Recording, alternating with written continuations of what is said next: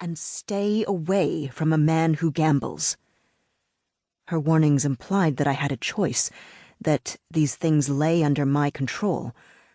But when I was a child, she had often talked about the Chinese myth that every man and every woman was joined at birth to their mate by an invisible, enchanted thread. With this story, she said that there could be no controlling fate. The strange man ordered beef noodle soup and drank it quickly. He had placed his violin case in the opposite chair, upright and facing him like a lover. I watched his ivory chopsticks flash, and I envied the violin case, dark and slender, curved like a woman. Then he glanced at his watch. He flung down $1, seized his coat and violin, and walked out the door. I looked twice to make sure it was true. He had forgotten his hat on the chair. To this day, I don't know why I stole Tien's hat. Perhaps his solitude gave me strength. I looked around to make sure no one watched me. Then I slipped over to his table and picked up the hat, brought it back behind my counter. He had printed his name inside. Tian Sung. I waited through my shift. Da Dao, the manager, left to fix a leak in the kitchen, so I stood at the window, idle, as the wind blew mittens and lost bus passes past my eyes. The traffic thinned out, and a red-striped awning tumbled down the avenue. Toward the end of my shift, I caught Da Dao in the storeroom, sipping from a flask. He offered to snap a week of beans in exchange for my silence, but I promised I wouldn't tell anyone. Late that night, when the busboys had begun to vacuum under the chairs, the man reappeared in the doorway. I still remember his bare, wet head and sodden trench coat creased with snow. He walked over and stood before me. "You might have something of mine," he said, in Mandarin this time. "I don't think so. Would you please take a look?"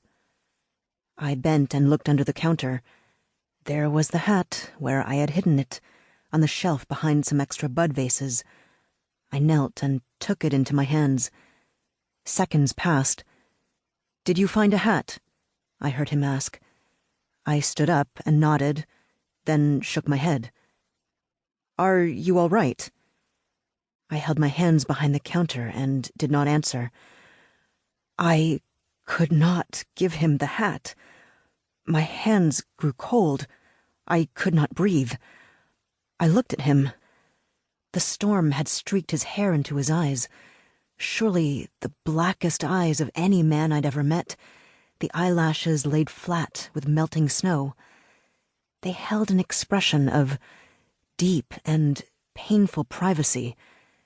And at that moment I believed I knew what would come to be. When I returned the hat, I would exchange it for the man who wore it. My senses opened. I grew large. I believed I heard, in the howling wind, a voice of admonition. But in the end I listened to the plunge and whistle of my blood. I put the hat into his beautiful, long-fingered hands. Behind this painted wall, beneath this layer of new sheathing, hides the story of our lives together.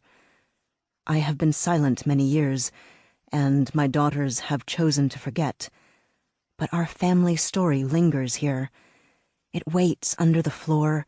It has slid into the crawl space, wound around the stubborn beams and girders that were already old 30 years ago, when Tien and I first came to live in Brooklyn.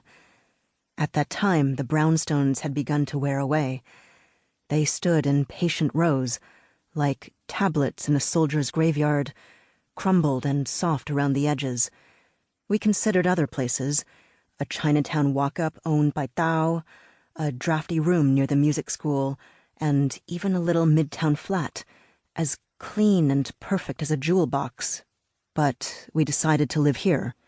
It seemed that nothing in the world could disturb us on this neglected street, in these softly falling houses. Our third-floor flat